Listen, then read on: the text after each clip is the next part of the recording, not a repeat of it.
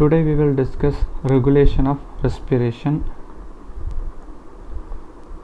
So this is a structure of a brain. We have cerebellum here, and in the lower part we have spinal cord, then medulla oblongata, pons, we have the cerebral cortex, then pituitary gland and hypothalamus. So basically we will see mainly this part of the brain. Okay, so in regulation of respiration, the metabolic activity is directly proportional to the respiration. That is, whenever there is increase in the metabolic activity, respiration also increases. Whenever there is decrease in the activity, respiration also decreases. So between metabolic activity and respiratory system, there is a major link. So what is that major link? It is the partial pressure of carbon dioxide. So when we say the partial pressure of carbon dioxide, it is the partial pressure of carbon dioxide in the arterial blood or venous blood or in the tissues. So when we say the partial pressure of carbon dioxide is the major link between metabolic activity and respiratory center, what partial pressure we are talking about? We are talking about the partial pressure of carbon dioxide in the arterial blood. So do not forget this one. We are talking about the partial pressure of carbon dioxide in the arterial blood and not in the venous blood or tissues or alveoli. So here this is the structure of a human brain, side view. So in the side view we have the cerebral cortex here, and we have the cerebellum, spinal cord, this is the brain stem, and here we have the medulla, pons, midbrain, and here hypothalamus. So for respiration, there are respiratory centers in the brain. There are three types of respiratory centers. One center, mainly the function is inspiration, and another center, the function is expiration, and there is another center, the function is only controlling the rate and depth of respiration. So what is the center responsible for inspiration? It is the inspiratory center. Inspiratory center is eye in shape. So what is the center responsible for expiration? It is the expiratory center. Just for understanding this topic without any confusion, I have drawn the inspiratory center in I shape and expiratory center in E shape. So inspiratory center controls inspiration and expiratory center mainly controls expiration, and there is also the another center which controls the rate and depth of respiration, that is pneumotaxic center. So I have drawn this center as flower shape. So inspiratory center is located on the dorsal side and medial side of the medulla.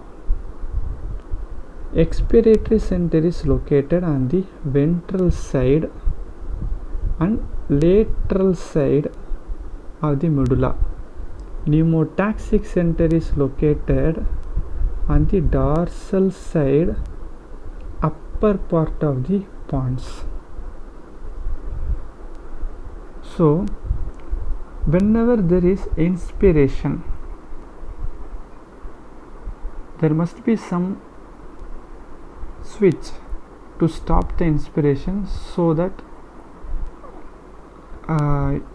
you can have the expiration, just assume. So what is this stop switch? Basically the stop switch is pneumotaxic center. Pneumotaxic center, it will stop the inspiratory center. Then what is the on switch? That is what will activate the inspiratory center? That is the apneustic center. Apneustic center is located on the dorsal side, lower part of the pons, just above the inspiratory center. This expiratory center is 5 mm in distance from the inspiratory center. So when this inspiratory center is activated by the apneustic center, what happens is the signal, in medical term we call it as action potential.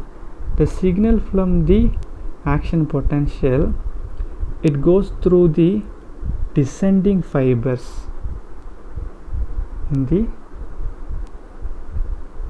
brainstem into the spinal cord, and it will go to the motor neurons in the C3, C4, C5 vertebrae, and mainly from these motor neurons it will form a nerve which goes to the diaphragm. So the name of the nerve is phrenic nerve, which controls the contraction of the diaphragm. So down the vertebra there are motor neurons which will form as intercostal nerve, and it will go to the intercostal muscles, and it will control the contraction of the intercostal muscles. So here you have the lungs, trachea, bronchi and bronchioles, and here you have the visceral pleura and parietal pleura, and down here you have the diaphragm, and here you have the ribs, and in between the ribs are the intercostal muscles. So whenever the inspiratory center is activated, there are signals in the form of action potentials. So let us discuss about the signals. So these signals work in a ramp. So what do you mean by ramp?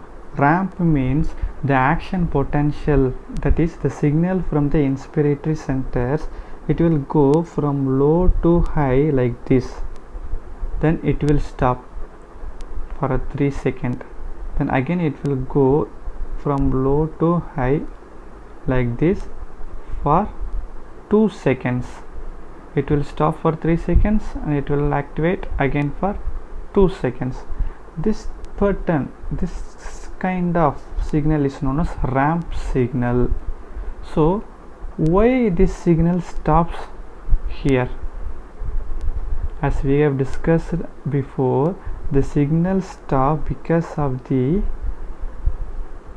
off switch button, that is pneumotaxic center. This pneumotaxic center switch off the inspiratory center, so there is no activity for 3 seconds.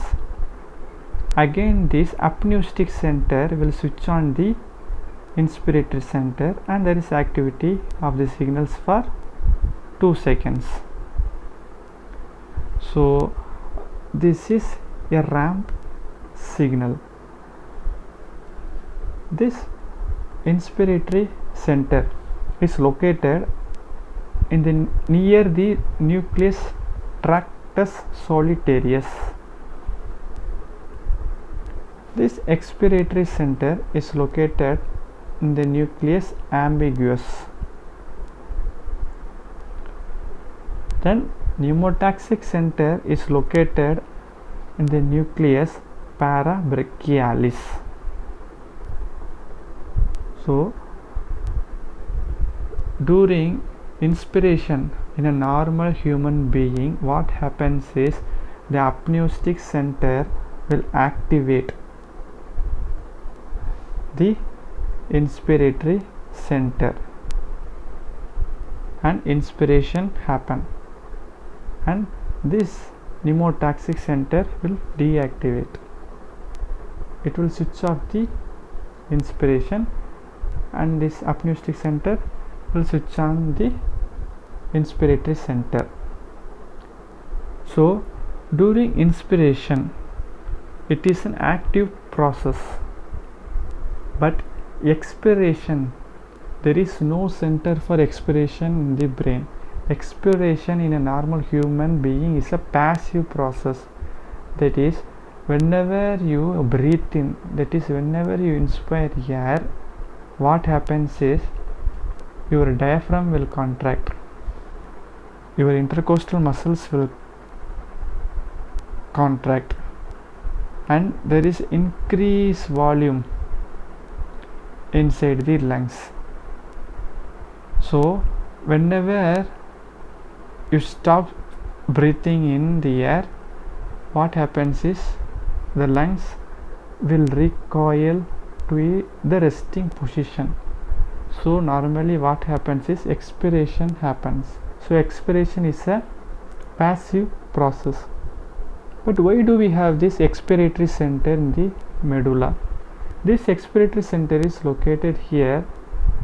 It is because during exercise you will have a faster and deeper inspiration and expiration. So in order to compensate the ventilation process, the expiration also have to be adjusted according to the inspiration. For that, the expiratory center is present. In a normal human being, in a quiet breathing, you will not need the expiratory center because expiration is a passive process. When you inspire air, the lung, it will recoil back to the normal position. So the expiration will happen automatically. But during activities in which it is very intense, you need this expiratory center. Let us see the frontal view of the brainstem. Here in the floor of the fourth ventricle, if you have studied the neuroanatomy, you will know the floor of the fourth ventricle in the medulla. You have hypoglossal nuclei on either side and tractus solitarius nucleus on either side. In between tractus solitarius nucleus and hypoglossal nucleus, you have nucleus of vagus, and near the expiratory center you have nucleus ambiguus, and in between nucleus ambiguus and expiratory center you have specialized type of neurons. We'll see what is the function of this specialized type of neurons. So during normal inspiration, what happens? The signal from the inspiratory center, it will activate the phrenic nerve and intercostal nerve. Diaphragm will contract, intercostal muscles will contract, inspiration happen, and then expiration happens passively. When you do intense workout or when you started doing an exercise, you need a deeper inspiration. So what happens is this expiratory center, near this expiratory center we have this specialized type of neurons. These neurons will also gives additional signals to the inspiratory center, so that you will not only have a normal inspiration, you will have a deeper inspiration during exercise. So expiratory center, the main function of expiratory center is expiration, but it will also play an important role in inspiration also. As we have discussed before, pneumotaxic center is the switch off button for inspiratory center. So from inspiratory center, the signal, that is the action potential, is in ramp pattern. So ramp pattern for 2 seconds. Then this pneumotaxic center is activated. It will switch off this signal from the inspiratory center for 3 seconds. So when pneumotaxic center is overstimulated, what happens is the signal, the ramp signal from the inspiratory center, it will stop even before it reaches this level, and the cycle happens the same.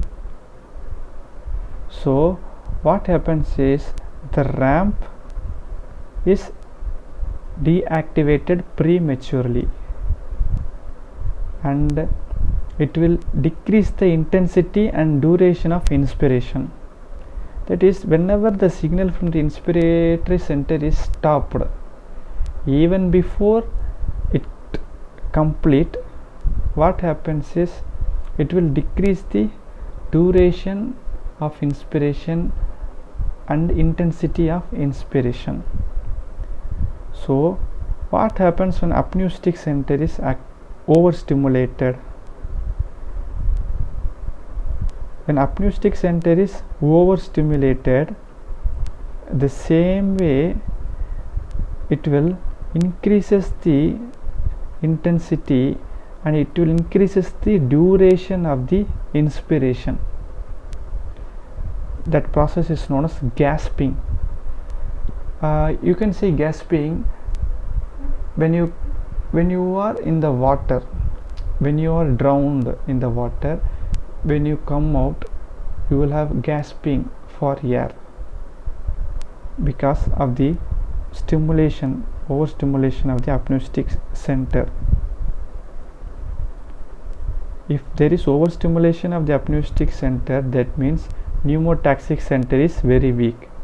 If there is overstimulation of the pneumotaxic center, means apneustic center is very weak. So basically the dorsal group of neurons, the dorsal part of the medulla, controls the inspiration, and during quiet inspiration, that is in a normal human being, this dorsal group of neurons will automatically work, and the expiration also happens as a passive process. This anterolateral part of medulla, that is in the ventral part of medulla, group of neurons, it will activate only during intense exercise or intense activity. So when you sleep, you have an automatic control of your breathing, that is the inspiration is controlled automatically by the brain. And also when you go for a swimming, hold your breathing for 5 to 10 minutes, that is voluntary control of your breathing.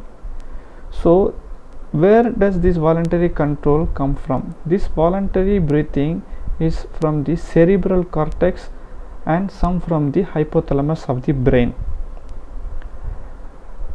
So in voluntary control breathing, there is also an emotional part attached from the limbic system hypothalamus. That is, whenever you start crying, there is a different pattern of breathing that is controlled by this emotional part. of the voluntary breathing. So the corticospinal tract, here is the corticospinal tract in the where? In the cerebral cortex. This corticospinal tract is involved in the voluntary breathing. So the signal from the corticospinal tract, it will go down and it will bypass the pneumotaxic and apneustic center, and it will go into the inspiratory center and controls the inspiration and expiration. So it has no connection with the pneumotaxic and apneustic centers. This is how voluntary breathing is controlled. So we have discussed the automatic control and voluntary control of breathing. Now we also discussed in the introduction that the change in the partial pressure of carbon dioxide also controls the respiration process. That is, change in the partial pressure of carbon dioxide in the arterial blood and not in the venous blood or tissue or alveoli, only in the arterial blood.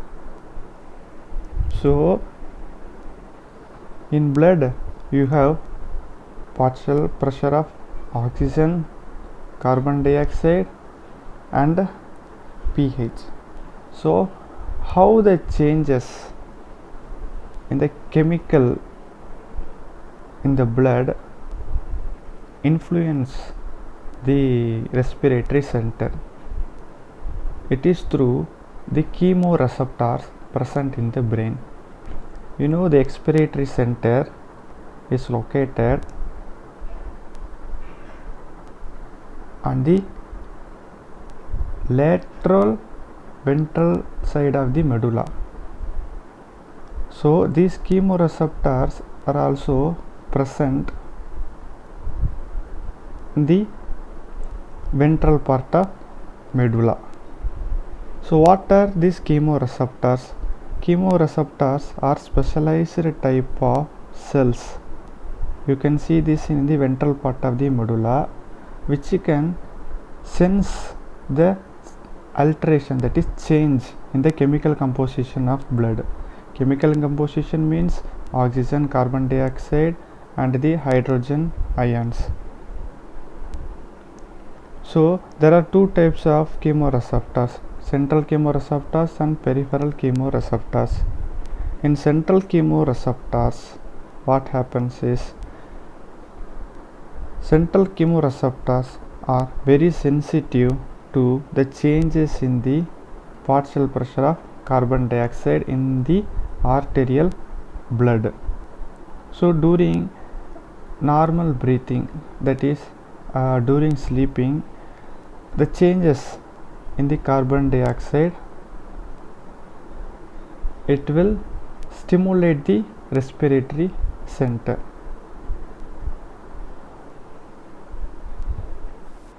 But studies have shown that the proton concentration, that is the hydrogen concentration in the blood, it stimulates the chemoreceptors higher than the partial pressure of carbon dioxide.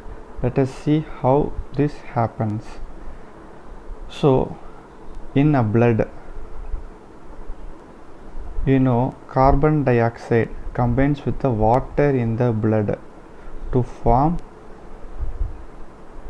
H2CO3, that is carbonic acid, with the help of enzyme carbonic anhydrase. Then with the help of the same enzyme carbonic anhydrase, the carbonic acid will be converted into bicarbonate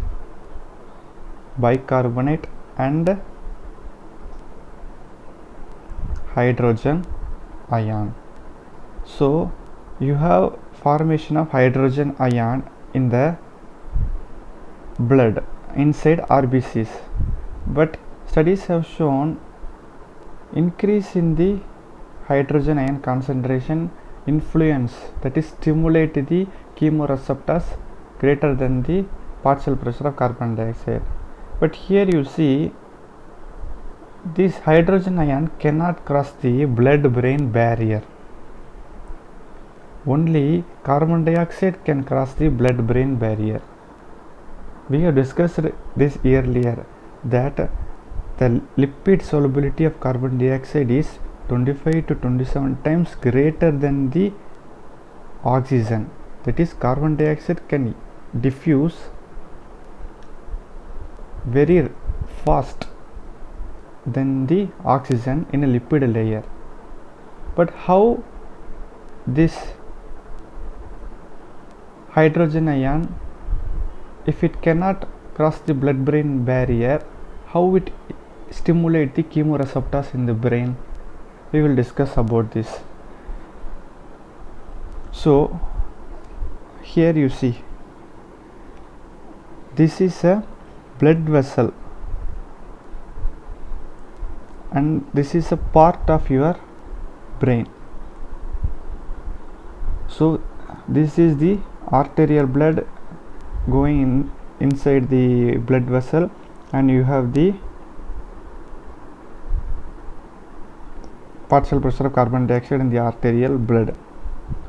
So what do you mean by a blood brain barrier? In the brain, in the blood vessels, the endothelial cells in the blood vessels are tightly packed so that it will not allow the positively charged hydrogen ion inside the interstitial fluid of the brain tissue. So the only gas which can pass through the tightly packed lipid layer is carbon dioxide. So this carbon dioxide will enter the interstitial fluid of the brain tissue, and inside interstitial fluid what happens is this carbon dioxide combines with water in the interstitial fluid, and it will form again the hydrogen ion and bicarbonate. So here, whenever there is increase in the partial pressure of carbon dioxide in the arterial blood, you will have increase in the arterial blood flowing through the blood vessels of the brain. So whenever you have increase in the carbon dioxide in the blood vessels flowing through the brain, you will have increase in the hydrogen ion formation inside the interstitial fluid, and this hydrogen ion, here you see this hydrogen ion, this proton will stimulate the chemoreceptors. So conclusion is, the hydrogen ion proton inside the interstitial fluid of the brain tissue is mainly responsible for the stimulation of the chemoreceptor, and the proton in the peripheral blood vessels or in the arterial blood, it is not responsible for the stimulation of the chemoreceptors.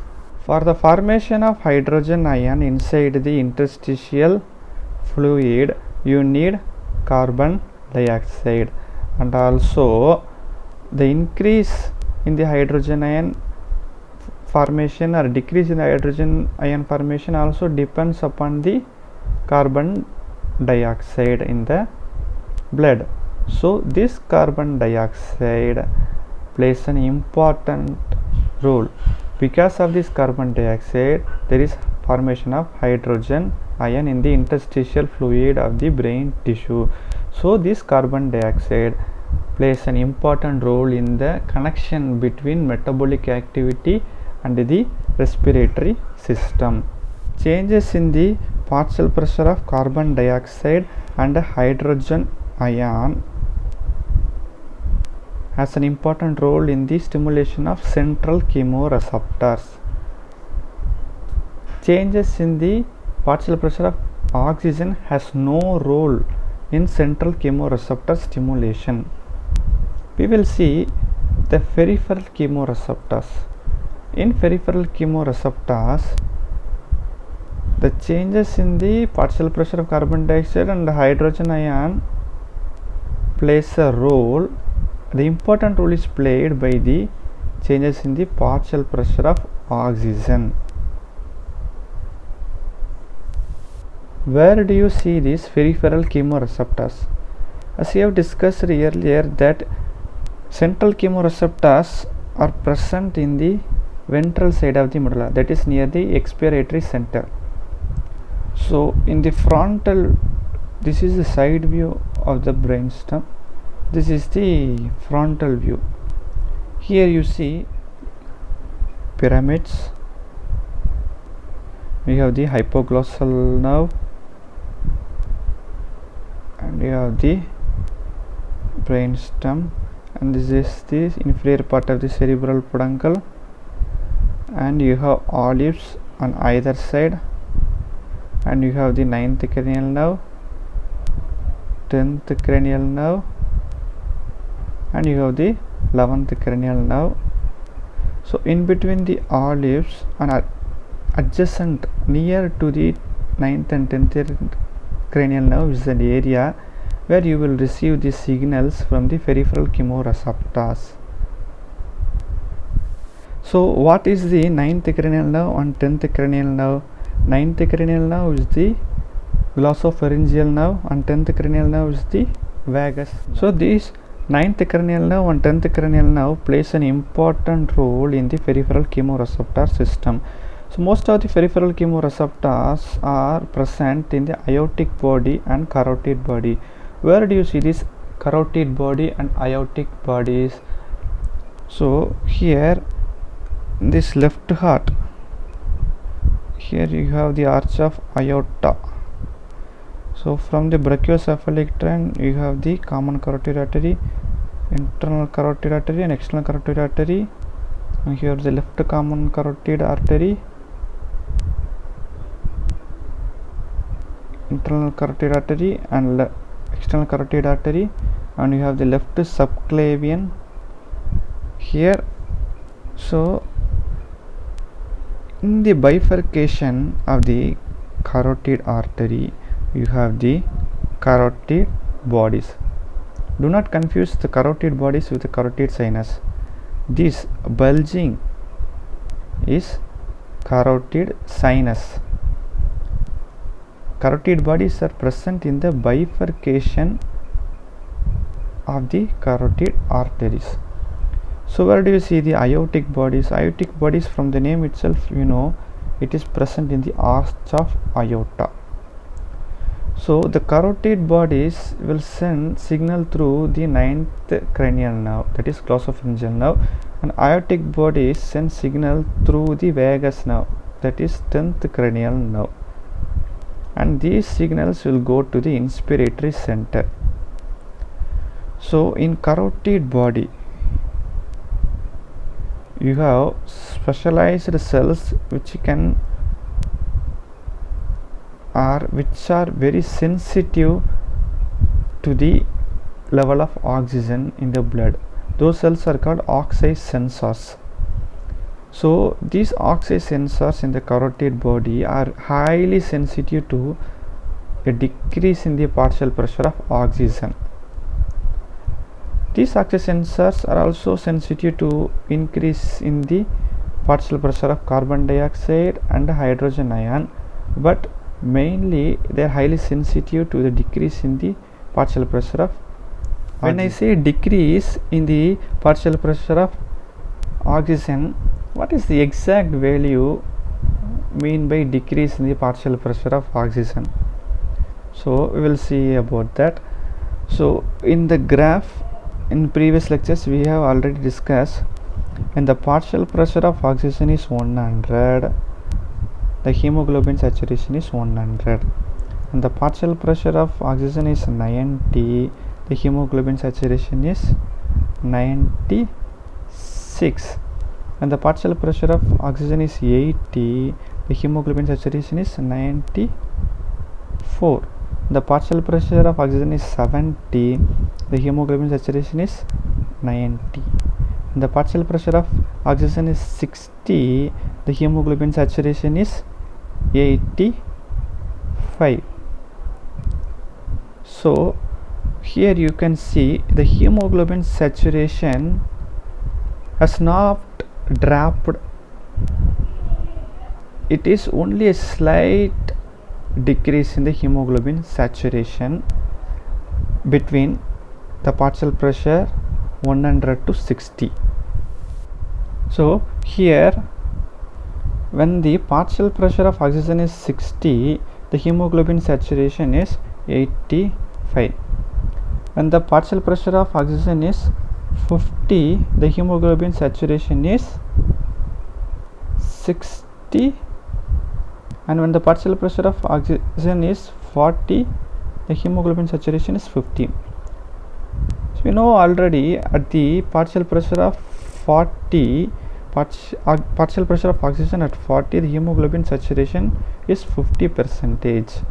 So at 50, partial pressure of oxygen at 50, the hemoglobin saturation is 60.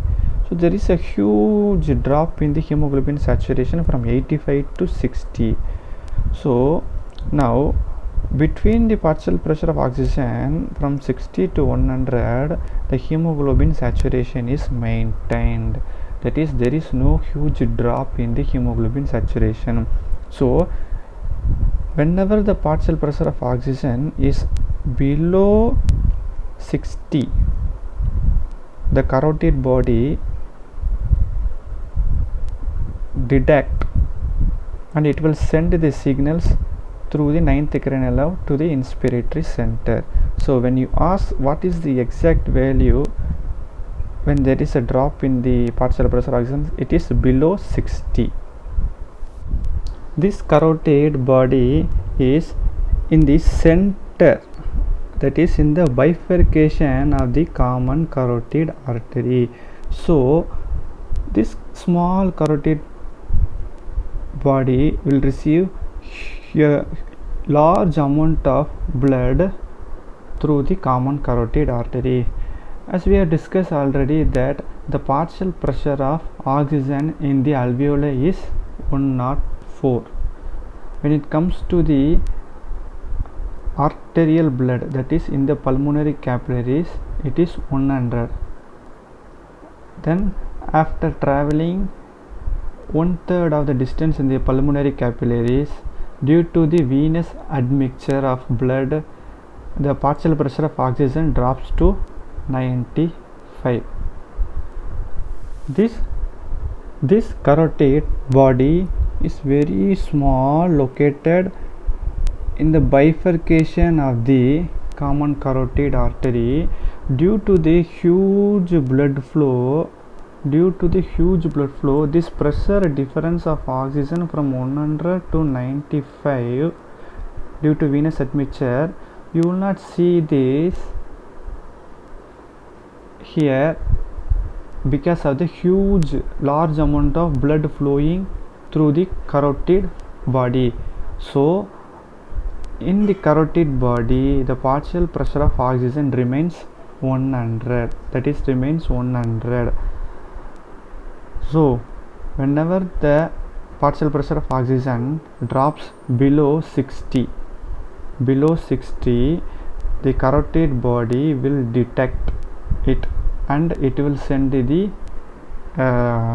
signals through the 9th cranial nerve to the inspiratory center. This carotid body is sensitive to the partial pressure of oxygen and not the amount of oxygen delivered in the blood. I will explain this. Just assume that the partial pressure of oxygen in the alveoli is dropped from 104 to 60. So what happens is, now the arterial blood has partial pressure of oxygen as 60. So when this blood passes through the carotid artery, this difference from 104 to 60, it will not affect this carotid body, because there is a huge amount of blood flowing through the carotid body. So because of the huge amount of blood flowing through the carotid body, the partial pressure of oxygen in this area, it always stay in 100 as the normal arterial blood. So carotid body is very sensitive to the changes in the partial pressure of oxygen and not the amount of oxygen, because amount of oxygen can change in cases like hypoxemia and anemia. So whatever the changes or whatever the case is, the partial pressure of oxygen near the carotid artery, it always remains 100 due to the huge flow of blood through the carotid body. As we have discussed already, the carotid body have oxide sensors, that is the cells that are very sensitive to the oxygen levels. Carotid body also has type 1 cells, also known as glomerulus cells, and type 2 cells inside the carotid body. These type 1 cells and type 2 cells are located near each other. In this type 1 cell, it has oxygen sensitive potassium channel inside it. So whenever there is a huge flow of blood, this potassium channel remain open and this potassium leak through this channel. So whenever the partial pressure of oxygen drops below 60, this potassium channel, it will close, and the potassium, it will stay inside the type 1 cell, and if it stay inside the type 1 cell and the potassium channel is closed, the potassium concentration is increased inside the type 1 cell. So the resting membrane potential of the potential channel is minus 90. So when the potassium inside the type 1 cell increases, the resting membrane also increases. But for everything there is a limit. So when the resting membrane potential, it reaches minus 70, the action potential is produced again, that is known as depolarization. And what happens is, inside the type 1 cell there is another channel, and it opens and it will allow calcium to go inside. So it will automatically open the potassium channel and potassium will move outside. And also you can see there are dopamine filled vesicles inside the type 1 cells of the carotid body. These dopamine filled vesicles, when there is a depolarization, it will go to the surface of the type 1 cells and it will give action potentials, that is signal to the neurons, and these neurons, it will go to the 9th cranial nerve, that is glossopharyngeal nerve. We have seen here from the carotid body, the signal will go to the 9th cranial nerve to the respiratory center. So here I will summarize again. Whenever the partial pressure of oxygen drops below 60, what happens is the oxygen sensitive potassium channels will close and the resting membrane potential of the potassium inside the type 1 cells, it will increase. So it will increase from 90 to 80 to 70. When it reaches 70 millivolt, the action potential is produced automatically. Likewise, how when you do inspiration, the expiration happens passively. So this action potential will cause depolarization and it will open the calcium channels. Calcium will go inside, automatically it will open the potassium channels and potassium will leak outside. Because of this, the dopamine filled vesicles inside the type 1 cells, it will go to the surface of the type 1 cells and it will give signal to the neurons from the carotid body and it will go to the 9th cranial nerve. So these peripheral chemoreceptors are outside the brain. So we can say hydrogen ion is independent of the carbon dioxide level, because in central chemoreceptors an increase in the hydrogen ion in arterial blood, it will not stimulate the central chemoreceptors. So the carbon dioxide, because of its lipid nature, lipid soluble nature, it will go inside the brain tissue and it will combine with water to form hydrogen ion, where the hydrogen ion will increase and it will stimulate the chemoreceptor.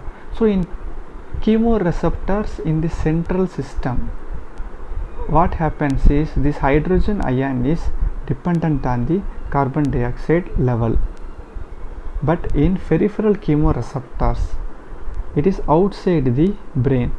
So in the arterial blood, whenever there is a decrease in the oxygen level, whenever there is an increase in the hydrogen level, whenever there is an increase in the carbon dioxide level, these peripheral chemoreceptors can stimulate the respiratory center. So here we can say this hydrogen ion is independent of the carbon dioxide level. So in peripheral chemoreceptors, other than the carotid body and the aortic body, we also have chemoreceptors in the lungs.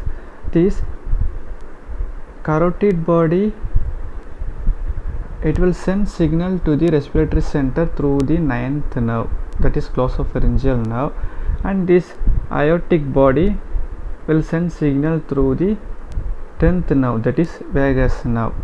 And the receptors in the lungs also send the signal through this vagus nerve. Why the receptors in the lung and the aortic bodies send signals to the vagus nerve? It is because vagus nerve is 90% sensory and 10% motor.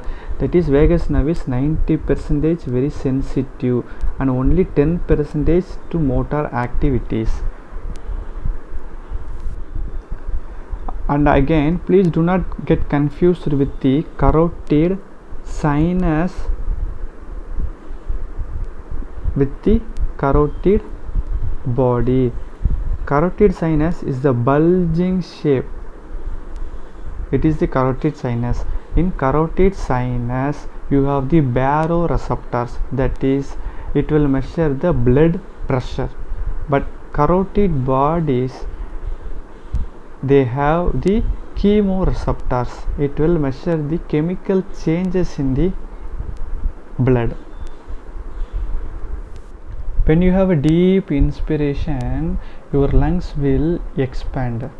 So there should be someone to stop this deep inspiration, because there is overinflation of the lungs.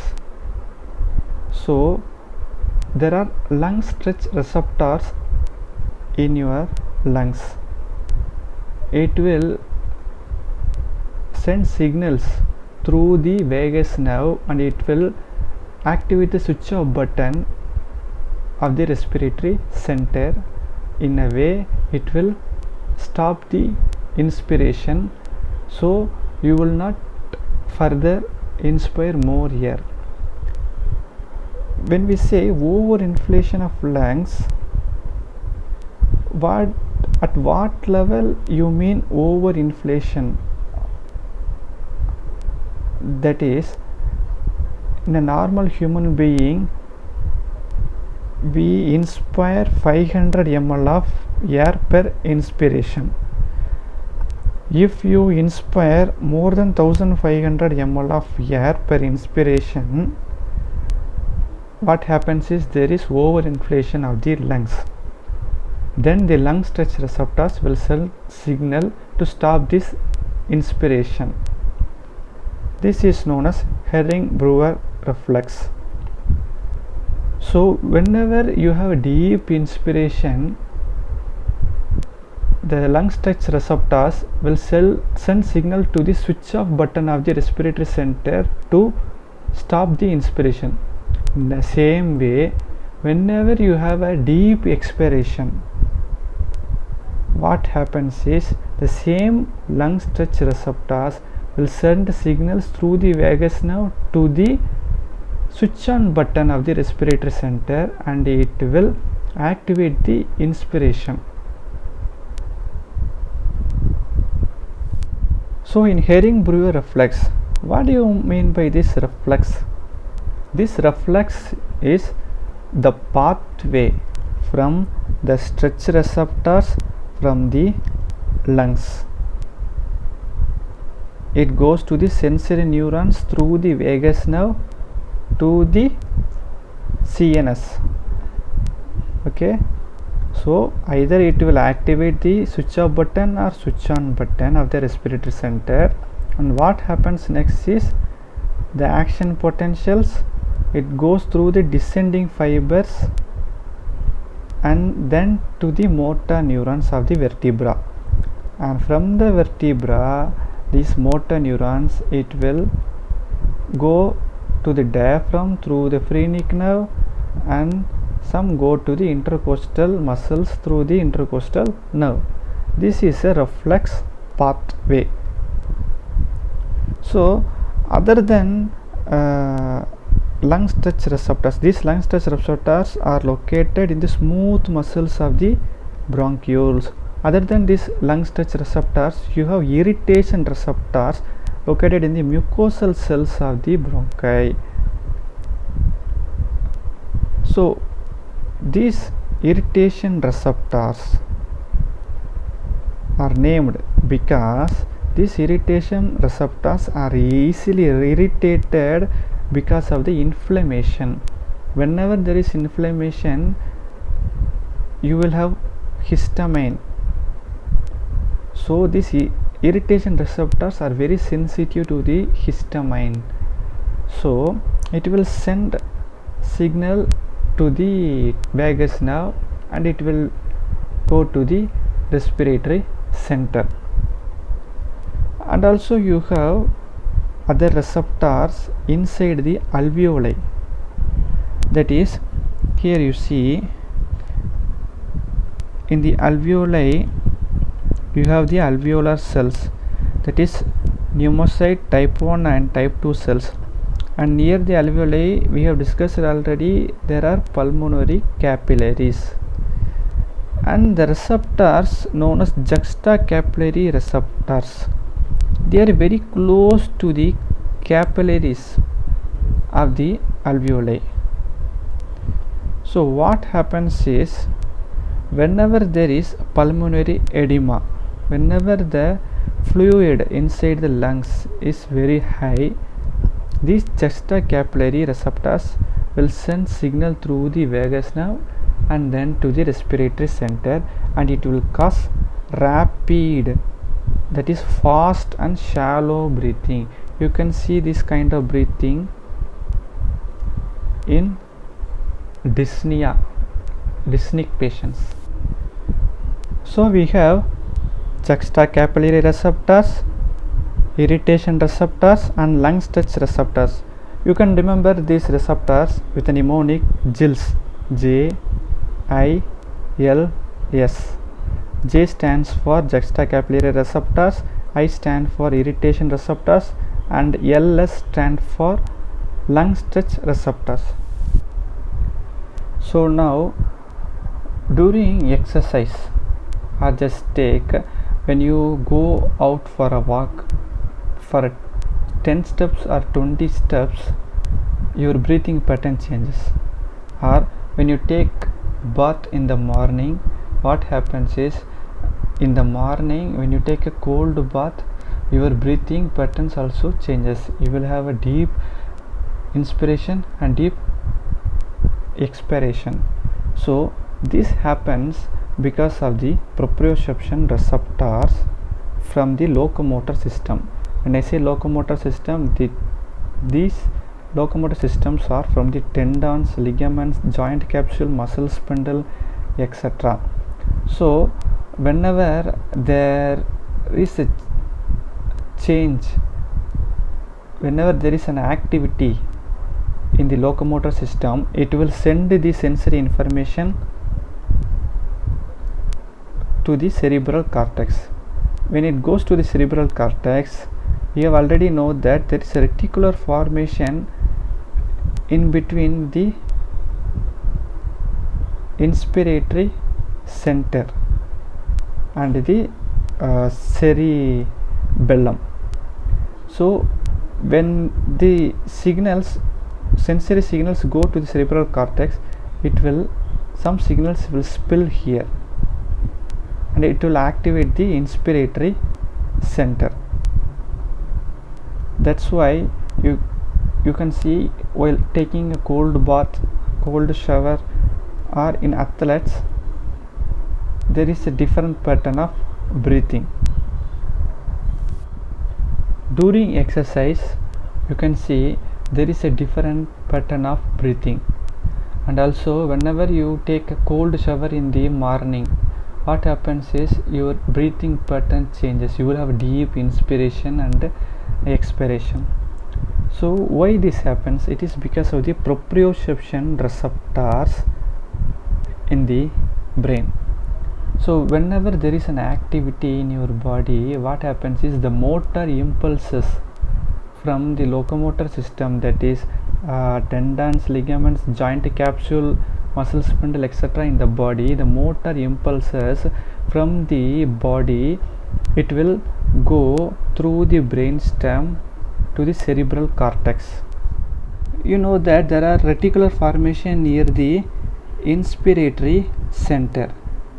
So these signals, when it goes through the cerebral cortex, it will also activate the inspiratory center by giving signals through the reticular formation in such a way, whenever there is an activity in the body, the signals not only go to the cerebral cortex from the motor impulses, it will also give signals to this reticular formation and stimulate the inspiratory.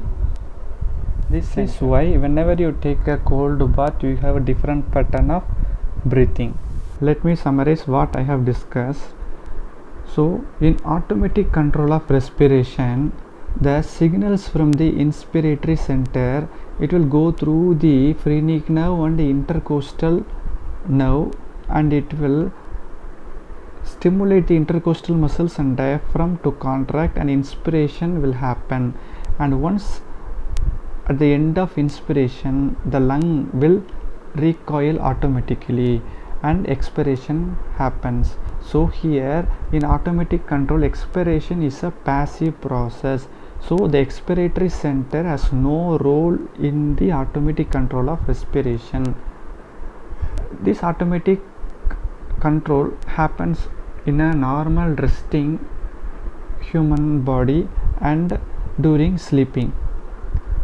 So when you go for a swimming, what you will do is you will hold your breath for some period, but you can hold your breath until a certain period.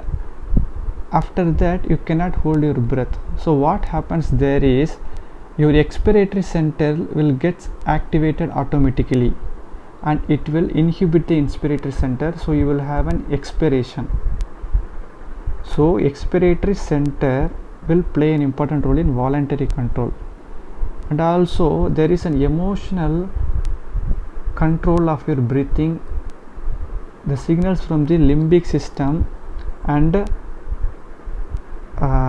the hypothalamus, the signals from the limbic system and the hypothalamus, you have a different pattern of breathing when you cry, and the respiration is also controlled by the chemical changes in the blood. Those are chemoreceptors. So you have two kind of receptors. One is central chemoreceptors and another one is peripheral chemoreceptors.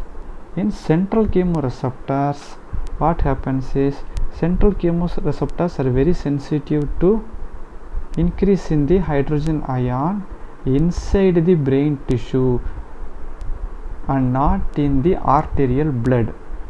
So this hydrogen ion solely depends upon the carbon dioxide level.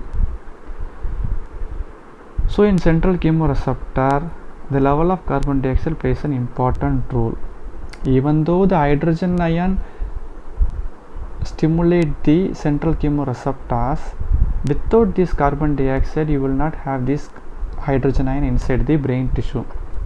So in peripheral chemoreceptors, you have the chemoreceptors in the carotid body and aortic body of the heart, and you have the lung stretch receptors in the bronchioles of the lungs, and irritant receptors in the mucosa cells of the lungs, and you have juxtacapillary receptors in the alveoli of the lungs.